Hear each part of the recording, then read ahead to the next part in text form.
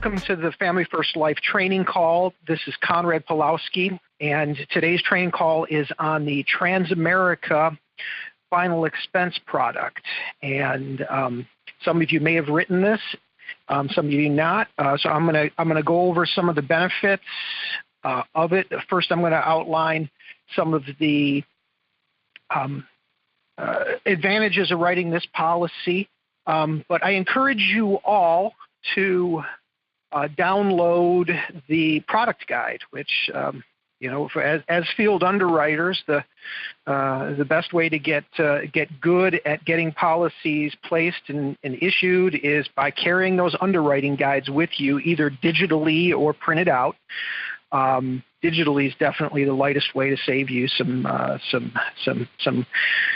wear and tear on your shoulders carrying around a heavy bag, but it's definitely worthwhile, especially since this application is a paper application only. So have a digital copy of the underwriting guide. That'll definitely help you out. There are two parts to the Transamerica immediate solution. There's a 0 to 44 application, which is, well, it's a great niche for us because sometimes we run into people and we really want to give them what they want. You might run into somebody who's 30 years old, and you go in there for mortgage protection, and they say, "Is this term or is this whole life?" I want whole life. I don't want any of that term stuff. And then my response is, "Yeah, neither do I." And so what this policy will do is allow you to go up to $50,000 on a 0 to 44 if they're healthy enough. The bulk of the underwriting guide is actually on the 0 to 44 product. We don't use that one as much, but it's there as an option. And but today, for the most, and there are a lot of underwriting medical conditions that are all outlined in the guide for somebody who's between 0 to 44 to be approved for that. Where would I write something like that? Let's say, I guess the first thing off the top of my head would be somebody who had a drunk driving, let's say 2.5 years ago. So they're not quite yet to that three-year window on getting approved for a term policy with return of premium with CFG, which has a 3-year look back on drunk driving. They got a 2-year look back on the 0 to 44 application. So that's where I might fit that one. That's one of the first things that comes to mind. But the bulk of this product training is going to be on the senior application, which is age 45 to 85. And one of the things that might stick out to you is that it does start at 45. That is great. So does Mutual of Omaha. Their living promise starts at 45, but sometimes we'll meet with somebody who's 45, 46 years old, and they might have had a heart attack in their late 30s or early 40s. This is going to be a great fit to be able to get a policy like this for them. They might be discouraged that they can't get insurance, and you'll be able to get them a level benefit whole life plan with this, and then even stack another whole life policy on top of that to get them a full mortgage protection solution. So that's what I would say the first fit, and the policy will go up to $50,000, but it is age banded. So that means that for the age band of 45 to 55, they can get up to $50,000. For the age band of 56 to 65, the maximum is $40,000. From 66 to 75, the maximum is $30,000, and 76 to 85 is $25,000. Another good thing about this is that when I've had these issued, the commission seems to be the same for all age bands, which is very nice. There are other products, if you write them and you get above the age of 80 and the compensation on it goes down considerably. I'm not the greatest at reading my commission statements, but I believe that this is one of the better paying products for those higher age bands. So that's another thing. Among that 45 to 85 application, there's also a subcategory of underwriting classes. There's a standard and a preferred. So you get two pricing strategies, and that's great. And the application itself, the paper application, is what's called a knockout application. So as long as you read the section headings, you'll know exactly what the client qualifies for. So what constitutes a preferred standing and what constitutes a standard pricing? It's there in the fourth part of the application. There are questions in Part C4 if the client, and it says right there outlined, if the client answers all of them no in questions in Part C4, they're eligible for the preferred pricing. If they answer one or more yes, or if they answer one of them yes, then they are potentially eligible for the standard pricing. And if they answer more than one yes, then they are eligible potentially for the graded benefit product. So the graded benefit goes to a maximum of $25,000. It is something that you should consider, especially if you have somebody who you've already maxed them out with AIG and any other guaranteed products that we have, that you can add on this one for another $25,000 if they qualify for it. So the third option for the immediate solution is, and it's an immediate benefit policy with no waiting period, is what's called the 10-pay. And that's a little bit lesser used, but you may, just like you run into a young person who doesn't want term insurance, the 10-pay would be somebody you walk into their house. Yeah, I've heard this policy.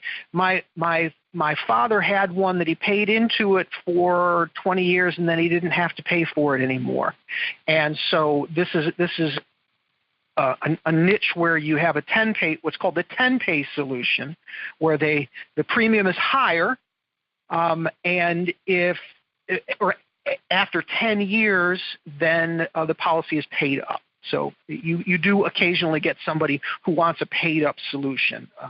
Let's say they don't see themselves wanting to pay for life insurance in their retirement years, so you get them a policy that's paid up after 10 years. So that's another product. But one of the main niches that we use, and we do have niches. Each of the policies that Sean Mike, companies that we work with, that Sean Mike has very strategically partnered with, it is to allow us to have the best solution for our clients. And this is one of those that every agent here should utilize. The main reason is because it has no build chart, and that's huge. So when you run into somebody who's, by all practical purposes, they're huge, they're big. They might be 5'2" and maybe 450 pounds. They're not going to fit any build chart for other life insurance. And so this is a great way for you to not even have to ask that question if you can see that they're well beyond the height and weight guidelines, or it's a great way for you to create a takeaway because they are higher on the build chart, but the Transamerica doesn't ask height and weight for the product that's 45 to 85. I do want to mention that there is a height and weight chart for the 0 to 44. But for 45 to 85, there is no height and weight. So that's great news for our clients. So if you have somebody who's 5'2" and 450 pounds, and let's say they take no medications, well, shoot, they'd be a decline with most of other whole life. They could, if they take no medications and they got no serious health history at 5'2" and 450 pounds, then they can get preferred pricing on this. No questions about height and weight. So generally somebody like that, maybe in that high weight category, is, by the way, that also goes for the underweight folks. Occasionally you'll meet, let's say, somebody who's let's say 5'4", a woman. This is a case that I had a couple years ago. I erred and didn't look at the build chart on the product, but they were like 5'4", and I want to say she was like 92 pounds. Well, I didn't realize that this product that I was writing had changed their build chart to include a minimum weight. And so although she was generally pretty healthy, she was a smoker. She was a smoker, and she was really thin, but she didn't weigh enough, and she got declined. And so that would be another case you would use Transamerica for somebody who's underweight by typical build charts. But hand in hand with being real heavy is diabetes, and that's the other niche that this policy has. It's probably one of the medical conditions that causes the most graded benefit counter offers and declines is diabetic neuropathy. So anytime one of your clients has diabetes, or even if they say to you, I don't have diabetes, I have prediabetes. Well, anytime you get a prescription for metformin under these simplified life insurance guidelines, that's a default diagnosis of diabetes, even if your doctor is calling it prediabetes. Here, take this metformin because you're pre-diabetic. So, and whether or not that client has diabetic neuropathy, they might have had a knee surgery where after the knee surgery, they were prescribed a pain medicine and a nerve pain medicine in order to alleviate that pain during recovery. Well, if they were diabetic during that time and they were prescribed a nerve pain medicine, which is Neurontin, gabapentin, they'll sometimes even look at amitriptyline, Lyrica as a solution to alleviate that knee pain, even though it's not diabetic neuropathy. The insurance companies can't disseminate that on a prescription drug report. So anytime there's an overlap of a diabetes medication, metformin, glipizide, glimepiride, insulin, in combination with a fill for a nerve pain medicine, Lyrica, gabapentin, Neurontin, it's automatically going to be considered diabetic neuropathy. And so the great news for this Transamerica immediate solution is that they don't ask a question on this application about diabetic neuropathy or any complication of diabetes that is neuropathy, nephropathy, retinopathy. It's not asked on this application. So that's the other main reason why we go to this application. It's a great fit for that. So one of the most that's a question that you want to ferret out as an underwriter. Have you ever, if they're diabetic, have you ever taken a nerve pain medicine, even if it wasn't for diabetic neuropathy, like if you had an injury or a knee surgery? Oh, yeah, they put me on that a few years ago for 6 months. Okay, well, go to Transamerica because the prescription drug report's going to see that overlap of those two. So that's why we go to this one right here. It's great, up to 50,000. Diabetic neuropathy, no bill chart. Next part is in section C4. That's the one that I talked about earlier that would put somebody in, if they're all no, they would be in the preferred pricing category. If they answered one or more no, they're in the standard pricing category. So the next niche for this product is for COPD. A lot of times we overlook that too. You know, people will hand you their prescriptions. They'll give you a list with their prescriptions, but what's missing? Hey, ever used an inhaler for allergies, asthma, or COPD? And if we don't ask that question, then they're sometimes not there on that prescription list that they hand us, and we can overlook that. Well, but if they do tell us, they say, yeah, I got COPD, and you find out the inhalers. The question on this application here, have you ever been diagnosed with, been treated for, been advised to receive treatment for Parkinson's, multiple sclerosis, chronic obstructive pulmonary disease, including emphysema, chronic asthma, black lung, or other chronic respiratory disease?